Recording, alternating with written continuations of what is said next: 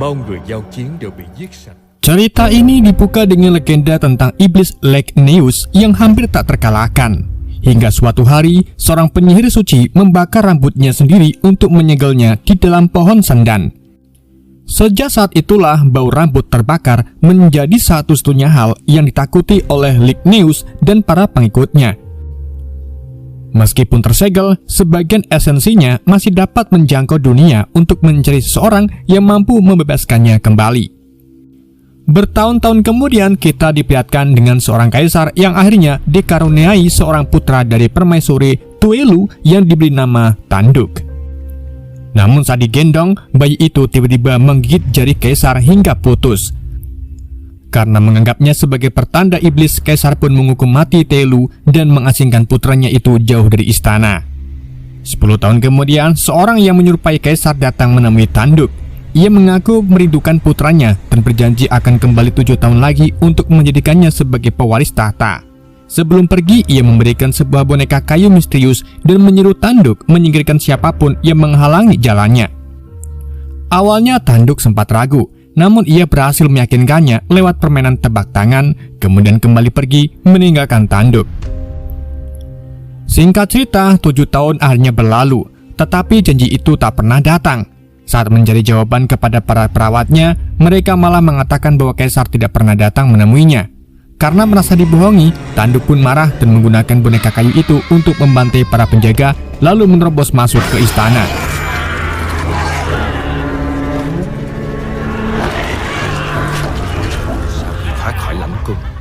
Di hadapan kaisar, Tanduk mencoba mengingatkan janji masa lalu mereka lewat permainan tebak tangan. Tetapi kaisar sama sekali tidak memahaminya dan malah menyebutnya sebagai iblis. Mendengar itu, amarah Tanduk pun meledak. Ia menghabisi para selir dan penjaga sebelum akhirnya menghilang tanpa jejak.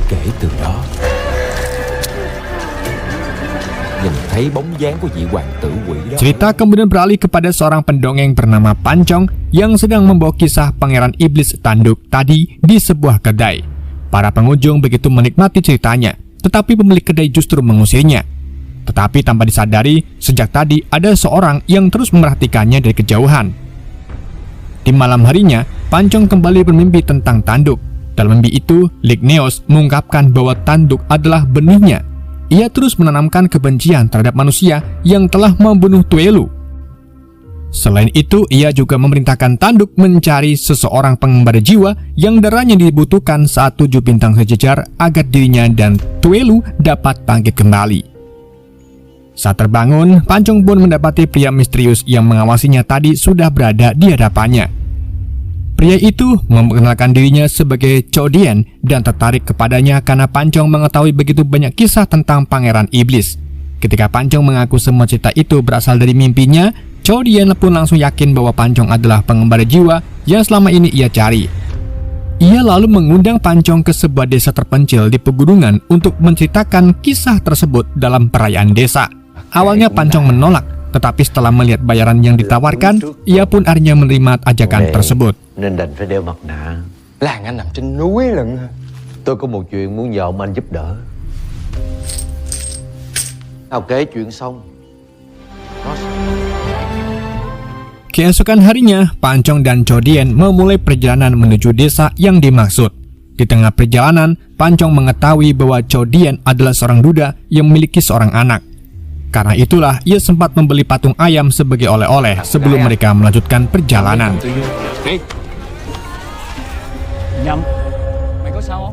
Scene kemudian memasuki bab kedua yang berjudul Negeri Kusta. Scene memperlihatkan seorang pemburu bernama Nam yang tiba-tiba terserang kusta parah ketika berada di hutan. Kondisinya memburuk hanya dalam semalam hingga membuat kepala desa Lodat dan kelompok perburunya panik. Saat Nam mulai putus asa dan meminta ditinggalkan, seorang pria misterius muncul lalu memberinya ramuan yang langsung meredakan gejalanya. Pria itu memperkenalkan dirinya sebagai Tanduk, seorang tabib kekaisaran yang sedang mencari tanaman obat. Meski menjelaskan bahwa penyakit tersebut tidaklah bisa disembuhkan seketika, warga tetap memohon agar ia datang ke desa untuk membantu para penderita lainnya. Meskipun sempat curiga, Lodat akhirnya mengundangnya masuk ke desa tanpa tahu identitas aslinya sebagai putra iblis. Ở làng tôi vẫn còn nhiều người bị hủi tương tự. Tôi sẽ theo anh về làng ít ngày coi xem sao. Mời. Di sisi lain, Putri Lodat yang bernama Wati terbangun dari mimpi buruknya tentang tanduk dan boneka iblis miliknya. Lodat berusaha menenangkan putrinya, lalu minta Wati bersiap menyambut tabib yang akan membantu desa mereka. Tak lama kemudian seluruh warga pun berkumpul untuk menyambut tanduk. Meski sebagian menolak karena menganggap orang luar melanggar aturan leluhur, Lodat dan tetua Karban berhasil meyakinkan mereka bahwa tanduk adalah harapan terbaik untuk menghadapi wabah Có kusta. một phương thuốc có thể chữa khỏi bệnh hủi. Lỗ Đạt tôi mạn phép đưa người này vào làng. Ta hiểu sự nghi hoặc của bà con. Di tengah pertemuan itu, tanduk sempat memperhatikan Wati yang terlihat ketakutan dan terus menghindarinya. Di malam harinya, Lodat mengadakan jamuan sederhana untuk menyambut tanduk. Namun acara itu mendadak terganggu ketika seorang warga datang membawa kabar tentang kasus kerasukan. Mereka pun segera menuju ke lokasi dan mendapati seorang dukun bernama Truk An sedang meruqyah tubuh seorang wanita.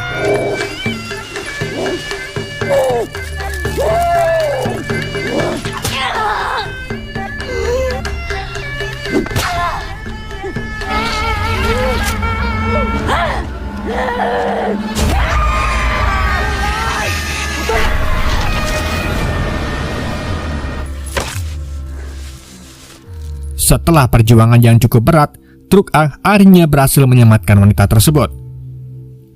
Setelah kejadian itu, tanduk diperkenalkan kepada Truk An dan langsung tertarik kepadanya. Setelah Truk An pergi, Lodat menceritakan sejarah desa kepada tanduk dan menunjukkan kawasan pemakaman warga. Di sana ia mengajak tanduk ke hutan Balai Rung Mata, tempat khusus untuk mengubur para penderita kusta. Menurut kepercayaan warga, pohon-pohon di sana memiliki mata yang dapat membuat siapapun menjadi gila jika menatapnya. Karena itulah setiap pengantar jenazah selalu menutup mata saat memasuki kawasan tersebut. Keesokan harinya, tanduk dibawa ke gubuk khusus tempat para penderita kusta dirawat. Di sana sudah menunggu tetua Karban dan Truk An yang membantu merawat para pasien. Saat tanduk mulai memeriksa mereka, situasi mendadak kacau ketika salah seorang pasien mengamuk dan mencoba menggigit Truk An. Beruntungnya tanduk berhasil melindunginya meski tangannya ikut tergigit.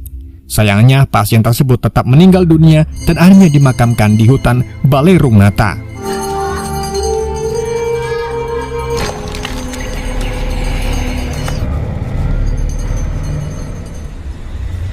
Setelah prosesi pemakaman selesai, warga mulai meragukan kemampuan tanduk karena wabah kusta masih terus memakan korban. Lodat dan Truk An berusaha menjelaskan bahwa tanduk bukanlah dewa dan penyakit itu tidak mungkin sembuh dalam semalam. Namun di tengah perdebatan itu, tanduk datang membawa seorang pasien yang telah pulih sepenuhnya. Melihat hal itu, warga pun langsung berbalik memujinya dan mulai menganggapnya sebagai penyelamat desa. Sementara itu, di waktu dan tempat berbeda, Chodien dan Pancong melanjutkan perjalanan menggunakan perahu menuju desa tujuan. Singkatnya, saat beristirahat di malam hari, Chodien kembali membahas kisah tanduk dan Ligneos yang terus muncul dalam mimpi Pancong. Namun Pancong mengaku sudah lelah dengan semua itu karena sebenarnya ia hanya ingin kembali bertemu putrinya. Meski Chodien meyakinkan bahwa mimpi tersebut adalah kejadian nyata, Pancong tetap tidak tertarik membahasnya dan memilih untuk tidur. Ketika malam semakin larut, Pancong malah diam-diam meninggalkan uang pembayaran lalu kabur meninggalkan Chodien. Sementara itu di desa, pengaruh tanduk semakin besar hingga hampir seluruh warga menaruh kepercayaan kepadanya. Sementara malam itu, Wati kembali bermimpi melihat tanduk memimpin ritual kebangkitan Ligneos. Dalam mimpinya itu, iblis tersebut bangkit membunuh tanduk dan menggunakannya sebagai wadah, lalu membunuh Truk An di depan matanya. Saat Ligneos hendak menerkamnya, Wati mendadak terbangun dan menyadari bahwa semuanya hanya mimpi dan Lodat datang untuk menenangkannya. Karena khawatir dengan berbagai keanehan yang terjadi, Lodat segera menemui Truk An dan menceritakan keanehan mimpi Wati. Mendengar itu, Truk An pun memberikan garam ruqyah untuk melindungi Wati dari gangguan iblis. Setelahnya, Lodat berpamitan karena berencana pergi berburu bersama beberapa warga dengan tujuan sebenarnya mencari informasi tentang identitas asli tanduk di kota Kekaisaran. Ở Kinh Thành điều tra thân phận thật sự của Tấn Đức. Lên đường. Namun ketika rombongan hendak berangkat, Tanduk tiba-tiba muncul dan memperingatkan bahwa perjalanan itu akan membawa malapetaka. Peringatan itu membuat Sulastri berusaha menahan suaminya, yaitu Peyet, agar tidak ikut berburu. Meskipun begitu, Lodat tetap bersikeras melanjutkan rencananya dan rombongan pun berangkat meninggalkan desa. Memasuki bab ketiga yang berjudul Harimau Betina Pucat. Di bab ini, Truan terlihat mulai sering memikirkan Tanduk hingga tanpa sadar menaruh perasaan kepadanya. Tapi tiba-tiba ia diserang oleh sosok iblis yang menyerupai Lodat. Beruntung Truat berhasil melawan hingga makhluk itu pun terbakar dan menghilang.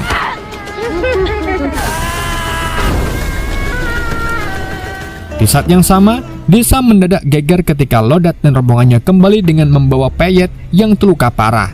Lodat pun segera meminta warga memanggil Tanduk, sementara Sulastri menyalahkannya karena mengabaikan perintah Tanduk. Tak lama kemudian Tanduk pun datang dan menyembuhkan Peyet menggunakan boneka kayunya hingga pulih. Kejadian itu pun membuat warga semakin mengaguminya.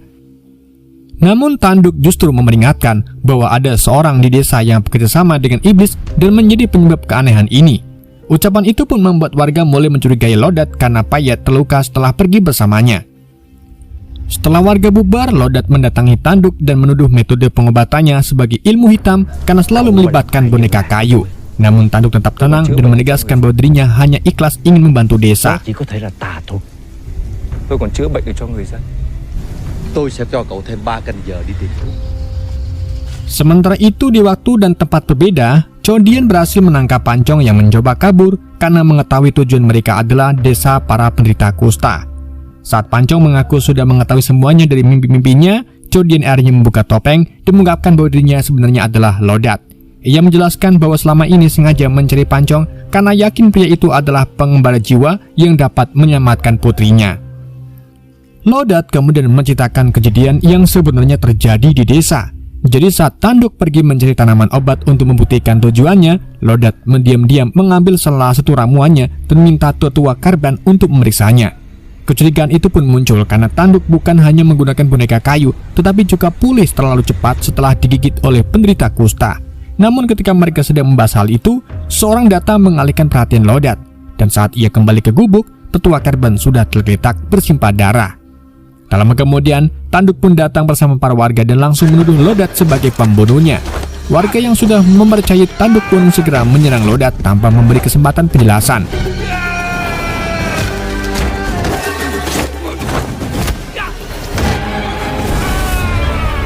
Dalam kekacauan itu, wajah Lodat terbakar oleh api obor hingga rusak parah, dan itulah penyebab kenapa Lodat selalu mengenakan topeng.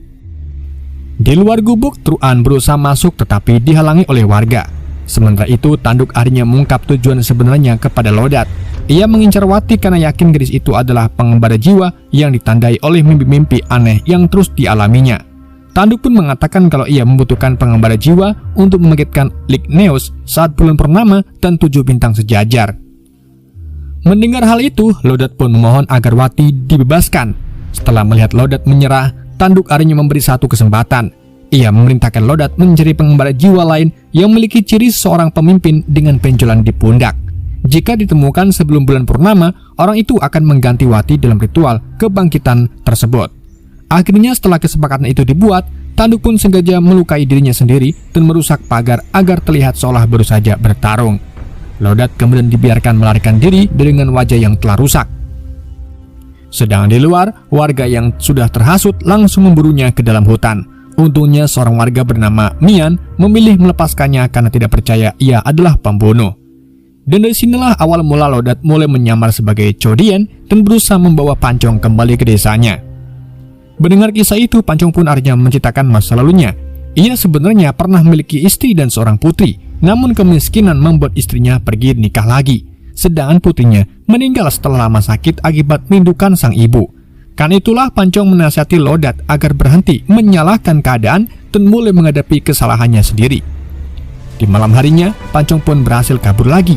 Tetapi bayangan putrinya membuatnya berubah pikiran dan memilih untuk kembali menemui Lodat.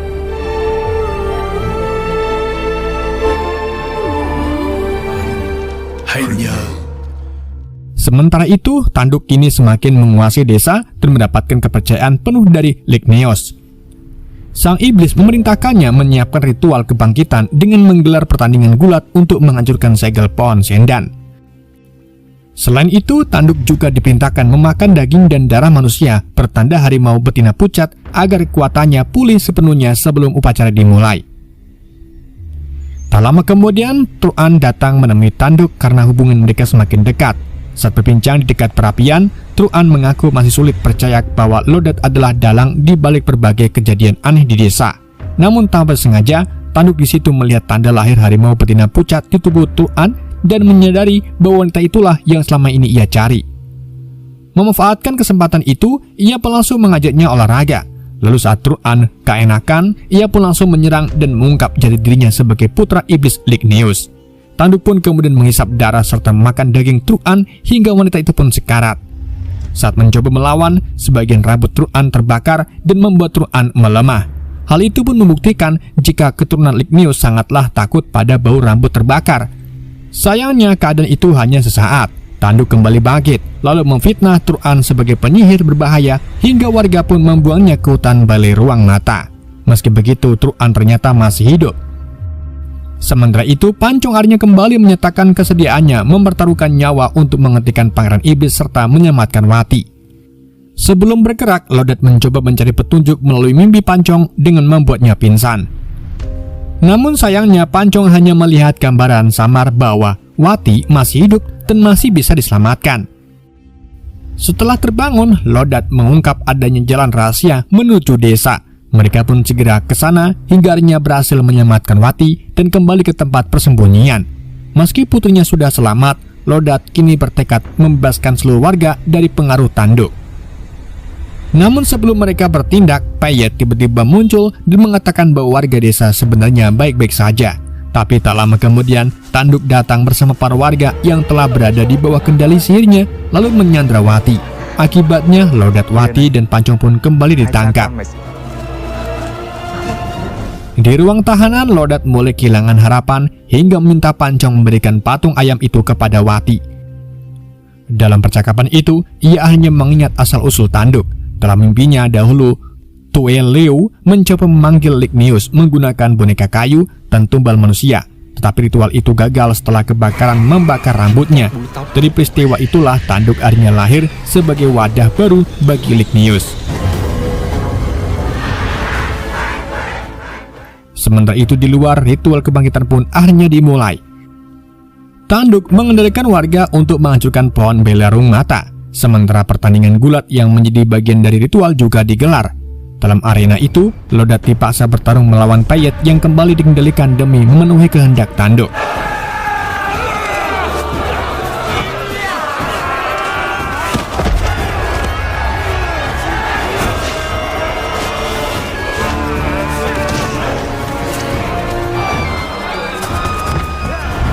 Pertarungan berlangsung sengit hingga Lodat berhasil mengalahkan Payet. Sayangnya Payet berbuat curang dan menusuk perut Lodat hingga kalah. Di saat Wati bersiap dijadikan sebagai tumbal, Pancong yang telah melepaskan ikatannya berusaha mengulur waktu dengan membongkar semua rahasia Tanduk. Ia bahkan mengejek Tanduk karena selama ini hanya menjadi alat Ligneos demi mendapatkan pengakuan dari ayah yang tidak pernah menganggapnya sebagai anak. Ucapan itu pun membuat Tanduk murka dan langsung mencekiknya. Namun Pancong kemudian menantangnya bermain tebak tangan. Permainan yang dulu digunakan ayah palsunya untuk membohonginya. Sayangnya dalam permainan itu Tanduk dengan mudah menang. Meski terlihat kalah, ternyata Pancong sengaja melakukan itu untuk menyembunyikan rambut di dalam genggamannya. Begitu rambut itu terbakar, Tanduk pun langsung melemah dan kendali sihir atas warga pun terlepas. Di tengah kacauan itu, Payet yang masih terpengaruhi sihir kembali mengamuk. Beruntung Mian datang dan berhasil melumpuhkannya. Melihat Tanduk melemah, Lodat pun langsung bangkit untuk menghadapi Tanduk dalam pertarungan terakhir. Sayangnya ia sempat terhipnotis oleh boneka milik iblis Tanduk. Untungnya bayangan Truan muncul dari arah pohon belurung mata dan mengacaukan konsentrasi Tanduk. Kesempatan itu pun langsung dimanfaatkan oleh Lodat hingga akhirnya berhasil menjatuhkan sang pangeran iblis. Kini Tanduk terkapar di bawah pohon belurung mata. Di sana Pancong dan Wati mengungkap bahwa selama ini ia hanyalah alat yang dimanfaatkan Ligneos. Bahkan dalam mimpi Wati, tanduk pada akhirnya hanya akan dijadikan sebagai wadah oleh iblis tersebut. Setelah mengatakan itu, mereka pun meninggalkan tanduk yang sekarat seorang diri. Tak lama kemudian, Lik News muncul dan memarahinya karena telah menghancurkan seluruh rencana mereka. Meski mulai ragu, tanduk tetap menganggapnya sebagai ayah dan mempertanyakan apakah ucapan Pancong dan Wati benar. Namun Lik News kembali memanipulasinya dengan mengatakan bahwa harimau betina pucat yang dibutuhkan untuk memulihkan kekuatannya sudah menunggu di dalam pohon. Ia pun membujuk tanduk untuk bangkit dan mulai semuanya dari awal. Mendengar itu, tanduk pun kembali masuk ke dalam pohon untuk mencari Truan. Namun ternyata semuanya hanyalah jebakan. Dengan bantuan kekuatan pohon belurung mata, Truan telah menukar posisinya dengan Lik News yang masih tersegel di dalam pohon. Akibatnya tanduk pun justru memakan Lik News sendiri hingga keduanya hancur bersama. Sementara segel iblis itu akhirnya terkunci selamanya. Setelah semuanya berakhir, Lodat yang kehilangan terlalu banyak darah menyadari ajalnya sudah dekat. Ia akhirnya menyerahkan jabatan kepala desa kepada Mian. Film kemudian ditutup dengan Wati yang menebarkan abu ayahnya di tepi danau sebagai perpisahan terakhir. Pada adegan kredit, Pancong terlihat menyelesaikan kisah Pangeran Iblis di hadapan para pendengarnya. Ia menjelaskan bahwa Kaisar tidak pernah memiliki keturunan sehingga tahta akhirnya diwariskan kepada keponakannya. Sementara itu, Pancong dan Wati kini hidup damai bersama di desa kekaisaran. Dan film pun berakhir. Oke guys, itulah alur cerita film The Demon Prince. Semoga kalian terhibur dengan alur cerita yang saya bawakan. Mohon maaf jika ada kesalahan dalam penyampaiannya ataupun penyebutan nama. Sekian dari YND, sampai jumpa di video berikutnya.